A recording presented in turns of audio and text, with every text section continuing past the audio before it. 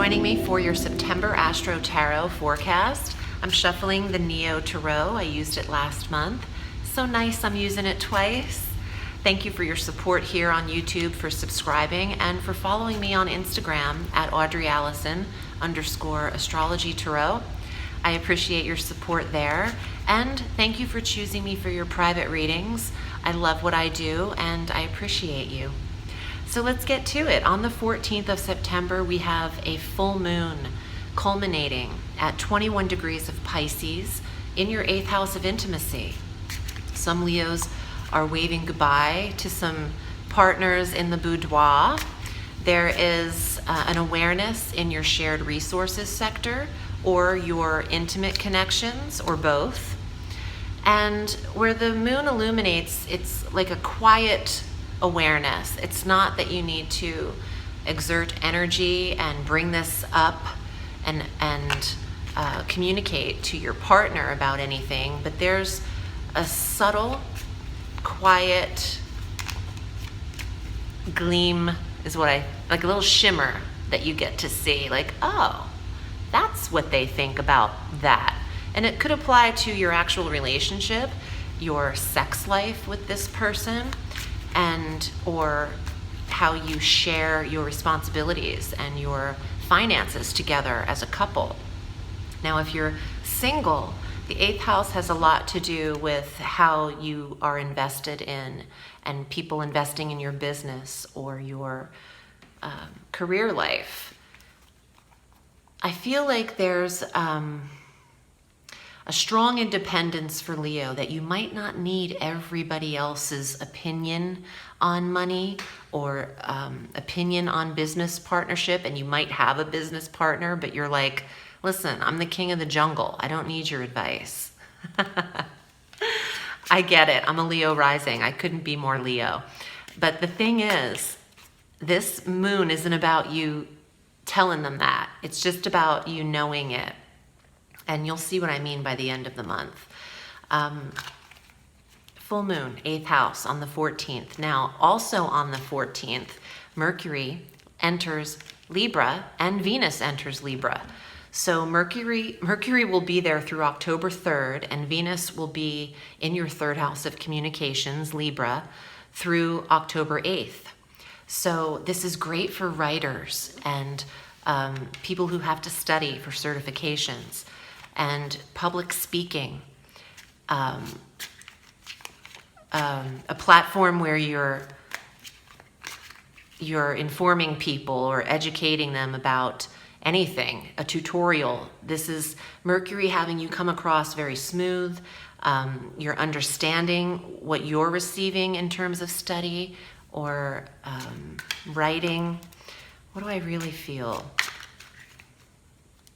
Well, with Mercury and Venus combined, this is an attractive quality in your 3rd house. People like what you have to say. With Venus here, you're attracting the right audience. There it is. Thank you. I was waiting for the word or the phrase. You're attracting the right audience. Clients pick up. If you're in a business where you rely solely on freelance clients, this is it. This is your time, Leo. On the, also the 8th, sorry, I'm stumbling. The 3rd house is the communication and vehicle sector. You might tend to maintenance on the car. Mercury here wants an analysis and inventory of oil checks, part changes. You might be purchasing a new vehicle as well. On the 18th, Saturn goes direct at 13 degrees of Capricorn. And Saturn has been in Capricorn for almost 2 years and affecting the health of Leo, or possibly the spine, the teeth, the alignment, hips and lower back area. This could be time for adjustments and maintenance of all of those, dental visits and checkups. And it's also about where you might feel limited. Tending to your flexibility is important. When Saturn is in the 6th house, literally, your bones need lubrication.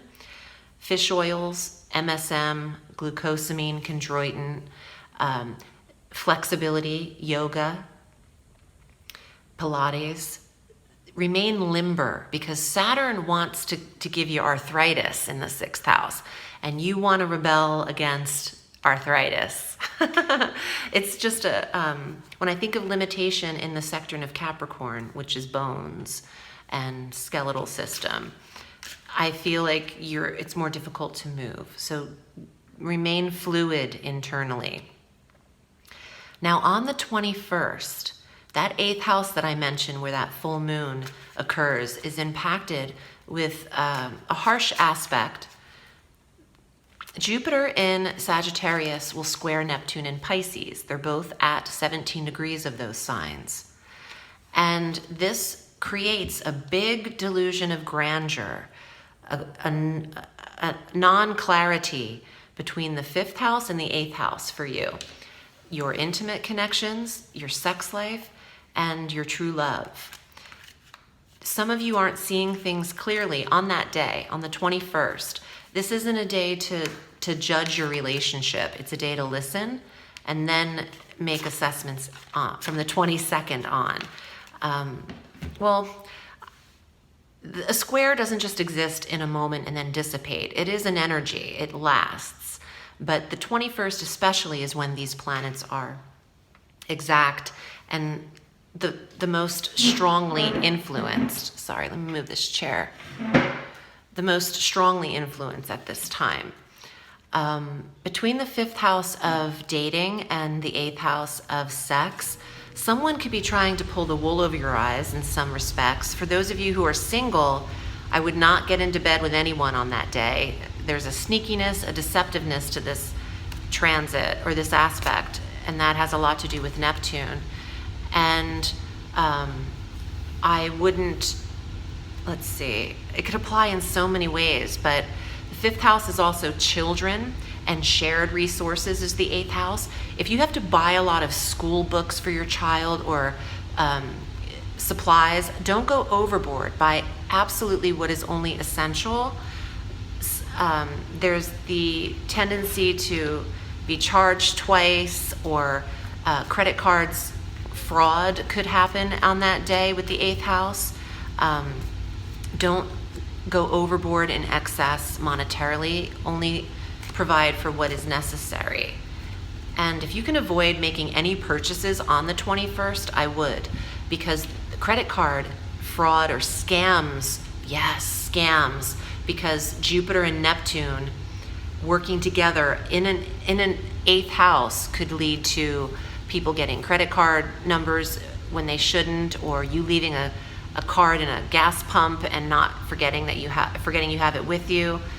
There's so many things where this could apply. So it's just a nebulous day. It's a day of trickery in a big way. So don't be a fool, yo.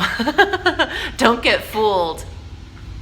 On the 23rd of September, the sun enters Libra. No more summer, baby. It is now officially the autumnal equinox on September 23rd, which feels surreal. Partially because I'm sitting in 117 degrees and it doesn't feel like fall anytime soon. But the sun will also be in the sector where Mercury and Venus are, the 3rd house. Communication, siblings, neighborhood, the vehicle. You might be in a celebratory mood with your close connections.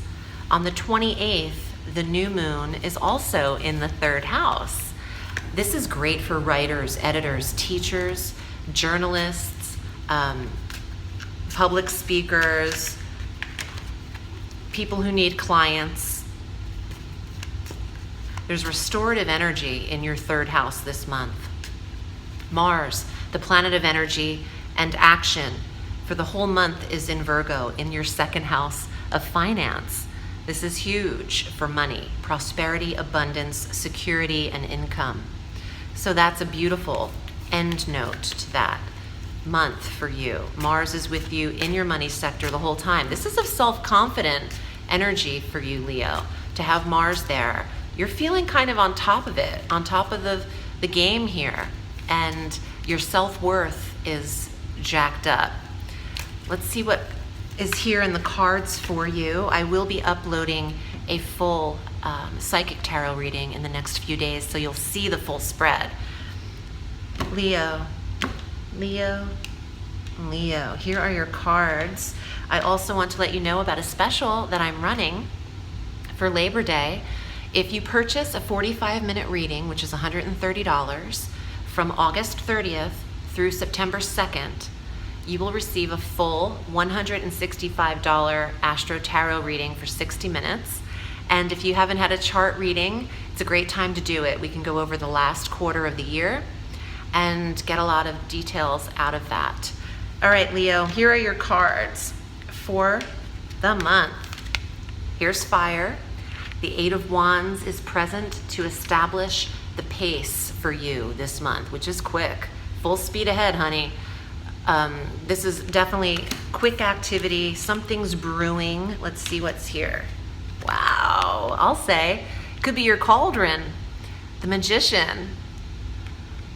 Creativity, manifestation, having all of the tools needed to move forward in a creative project. For those of you who want independence in career, this is a strong month to go for it. And quickly, I think that you don't have too much holding you back here. Wow, look at this. The Emperor. Yes. Yes, work for yourself. Be in control. Leadership. This is the card of Aries. The authority of your life. Gaining autonomy. And a certain level of respect is what I'm getting. I'm getting Leo's feeling super like, hey, I'm amped up. I got this. And let's go with that energy. You need that in order to manifest. If you don't support yourself, who will? Queen of Fire, baby, that's you, Leo. Yeah, creative energy. Handling business.